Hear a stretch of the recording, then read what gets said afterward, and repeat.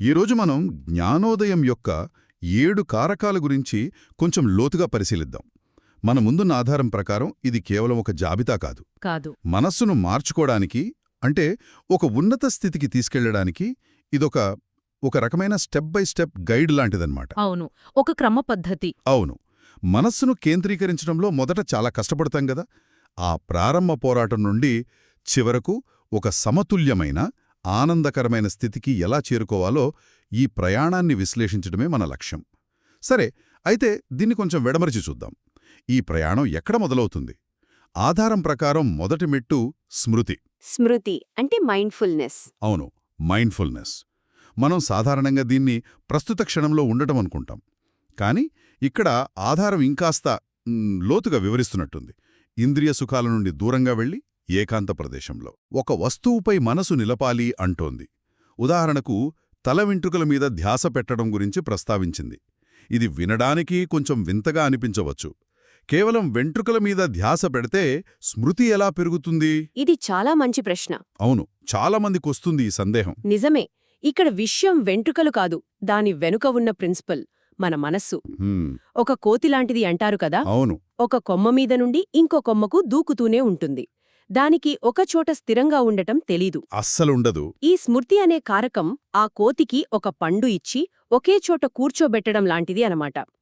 ఆధారం తల వెంట్రుకలు అని చెప్పడానికి కారణం అది ఎప్పుడూ మనతో ఉండే ఒక సాధారణ వస్తువు, పెద్దగా భావోద్వేగాలను రేకెత్తించదు.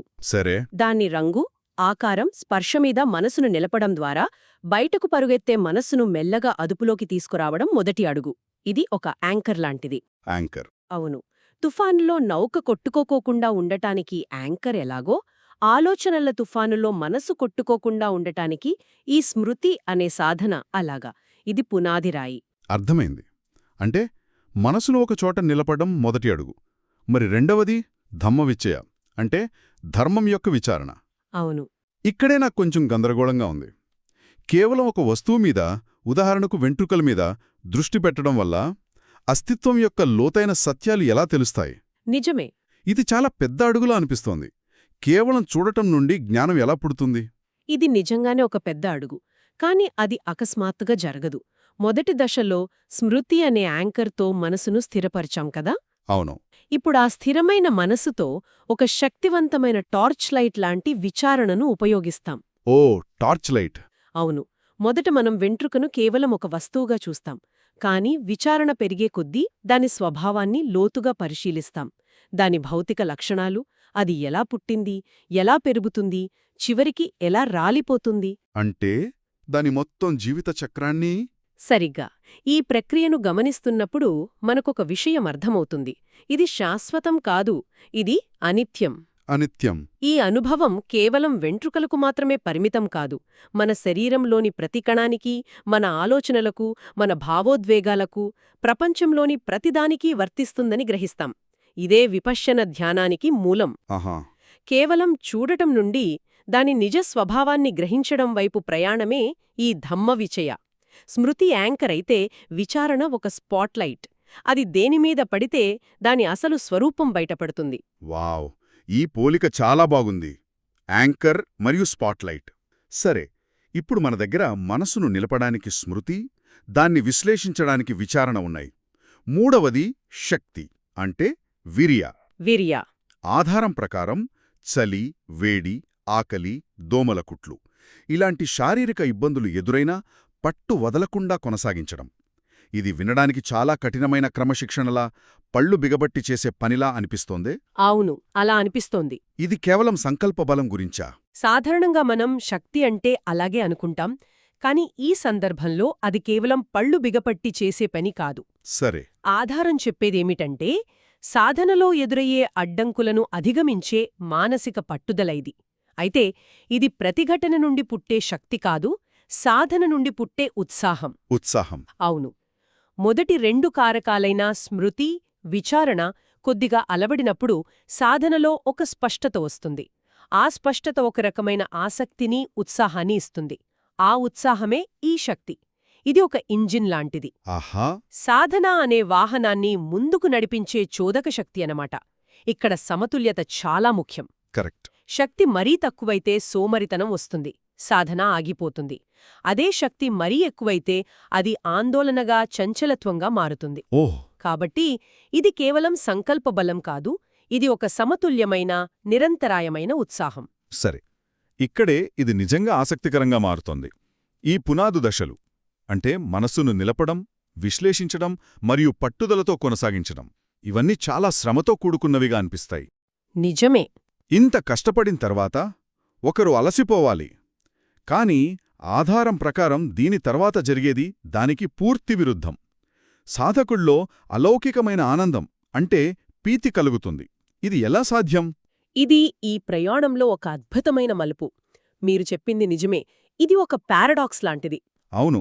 ఈ పీతి అనేది మనం ఐస్ క్రీం తిన్నప్పుడు లేదా సినిమా చూసినప్పుడు కలిగే సాధారణ సుఖం కాదు. అది ఇంద్రియాల ద్వారా వచ్చేది. కరెక్ట్. ఈ పీతి పూర్తిగా మానసికమైనది, సాధన నుండే పుట్టినది. ఆధునిక పరిభాషలో చెప్పాలంటే ఇంద్రియ సుఖం డోపమైన్ లాంటిది. తాత్కాలికం. అవును, తాత్కాలికం మరియు ఇంకా కావాలనిపిస్తుంది. కాని పీతి సెరోటోనిన్ లాంటిది, ఒక రకమైన సంతృప్తి, ప్రశాంతమైన ఆనందం. ఆహా! మనసులోని చంచలత్వం, సందేహం, కోరికలు వంటి 5 అడ్డంకులు అంటే నివరణాలు బలహీనపడినప్పుడు ఈ ఆనందం సహజంగా ఉదయిస్తుంది. ఇది ఒక బహుమతి లాంటిది. వావ్! ఈ ఆనందం సాధనను కొనసాగించడానికి ఇంధనంలా పనిచేస్తుంది. అప్పుడు సాధన ఒక భారంలా కాకుండా ఒక ఆనందకరమైన అనుభవంగా మారుతుంది. ఆహా! అంటే సాధన నుండి పుట్టే ఇంధనం లాంటిది. ఈ ఆనందం చాలా తీవ్రంగా ఉంటుందా? ఎందుకంటే ఆనందం కూడా కొన్నిసార్లు మనసును చలింపజేయొచ్చు కదా. అద్భుతమైన పాయింట్. దీని తర్వాత వచ్చే కారకం పస్సద్ది అంటే ప్రశాంతత. ఆనందం నుండి ప్రశాంతతకు మార్పెలా జరుగుతుంది? అవును, పీతి కొన్నిసార్లు ఉప్పెనలా, ఉత్సాహంగా, శరీరంలో గూస్బంప్స్ వచ్చేంత తీవ్రంగా ఉండొచ్చు. సరే. ఆ ఉత్సాహం మనసును కొద్దిగా ఉత్తేజపరచవచ్చు. అక్కడే పస్సద్ది వస్తుంది. ఇది ఆ ఆనందాన్ని శాంతపరిచి ఒక ప్రశాంతమైన స్థితికి తెస్తుంది. శరీరం, మనసు రెండూ చల్లబడి తేలికగా, హాయిగా అనిపిస్తాయి. జ్వరం తగ్గిన తర్వాత కలిగే ఉపశమనం లాంటిదా? సరిగ్గా. ఇక్కడ మనస్సు శరీర సంబంధం చాలా స్పష్టంగా కనిపిస్తుంది. మనసులోని ఆనందం స్థిరపడినప్పుడు అది శరీరంలో ప్రశాంతతను సృష్టిస్తుంది. ఓహ్! అందుకే ఆధారం బుద్ధుని మాటలను ఉటంకించింది. శరీరంలో ప్రశాంతత ఉన్నవారి మనస్సు సంతోషంగా ఉండి ఏకాగ్రతను పొందుతుంది. ఈ 2 కారకాలు, పీతి మరియు పస్సద్ది, ఒకదానికొకటి పూరకాలన్మాట. అంటే ఒకటి ఆనందాన్నిస్తే మరొకటి దాన్ని స్థిరపరుస్తుంది. సరిగ్గా అదే. ఈ ప్రశాంతమైన ఆనందకరమైన మనస్సుతో తర్వాతి దశ ఏకాగ్రత లేదా సమాధి అని ఆధారం చెప్తోంది. సమాధి. అయితే మొదటి కారకమైన స్మృతి కూడా ఏకాగ్రత గురించే కదా. అవును. మరి ఈ ఆరల కారకానికి మొదటి కారకానికి తేడా ఏమిటి? ఇది పునరావృతమైనట్లు అనిపించడం లేదా? ఇది చాలా సహజమైన సందేహం. పైకి చూస్తే రెండూ ఒకేలా అనిపించవచ్చు, కాని వాటి స్థాయిలో చాలా తేడా ఉంది. ఎలా? స్మృతి అనేది మనసు చెదిరిపోకుండా ఒక వస్తువుమీద పట్టుకోవడానికి చేసే ప్రారంభ ప్రయత్నం. అది ఒక విద్యార్థి సైకిల్ తొక్కడం నేర్చుకుంటున్నప్పుడు హ్యాండిల్ను గట్టిగా పట్టుకోవటం లాంటిది. ఆహా! చాలా శ్రమ, గమనం అవసరం. అవును. కాని సమాధి అనేది ఒక నిపుణుడు ఎలాంటి ప్రయత్నం లేకుండా చేతులు వదిలేసి సైకిల్ తొక్కడం లాంటిది. ఓ వావ్! ఇక్కడ మనస్సు ధ్యాన వస్తువుతో ఏకమైపోతుంది. ఎలాంటి శ్రమ ఉండదు, పూర్తి స్థిరత్వం ఉంటుంది. ఇది మునుపటి 5 కారకాల పరాకాష్ఠ. అర్థమైంది. స్మృతి, విచారణ, శక్తి, ఆనందం, ప్రశాంతత అనే పునాదులపై నిర్మించబడిన ఉన్నతమైన స్థితి. ఇదే అంతేకాదు, ఇక్కడొక ఫీడ్బ్యాక్ లూప్ కూడా ఏర్పడుతుంది. Feedback loop. అవును. ఒక చిన్న క్షణం సమాధి అనుభవంలోకి వస్తే అది తిరిగి స్మృతిని, శక్తిని బలపరుస్తుంది. ఇది ఒక వన్ వే స్ట్రీట్ కాదు. అయితే ఇక్కడే ఆధారం ఒక హెచ్చరిక కూడా ఇస్తోంది. ఈ కారకాల మధ్య సమతుల్యత చాలా ముఖ్యమని చెబుతోంది. చాలా ముఖ్యం. ఉదాహరణకు, శక్తి ఎక్కువగా ఉంటే చంచలత్వం వస్తుందని, తక్కువగా ఉంటే సోమరితనం వస్తుందని అంటోంది. ఆశ్చర్యకరంగా ఏకాగ్రత ఎక్కువగా ఉన్నా కూడా సోమరితనం వస్తుందని చెబుతోంది. అవును. ఇది నాకస్సలు అర్థం కాలేదు. ఏకాగ్రత ఎంత ఎక్కువగా ఉంటే అంత మంచిది కదా, అది సోమరితనానికి ఎలా దారితీస్తుంది? ఇది ఈ ప్రక్రియలోని అత్యంత సూక్ష్మమైన అంశం. ఓహ్! ఇక్కడే సాధన యొక్క అసలైన నైపుణ్యం అవసరం. ఏకాగ్రత అంటే మనసును ఒకే చోట ఉంచడం. ఆ స్థితి చాలా హాయిగా ఉంటుంది. సరే. సాధకుడు ఆ హాయిలో మునిగిపోయి ముందుకు వెళ్లాల్సిన విచారణను ఆపే ప్రమాదముంది. అంటే కేవలం శూన్యంలో ఉండిపోతాడు, కాని దాని నుండి జ్ఞానాన్ని పొందడు. అంటే అక్కడే ఆగిపోతాడు. అక్కడే ఆగిపోతాడు.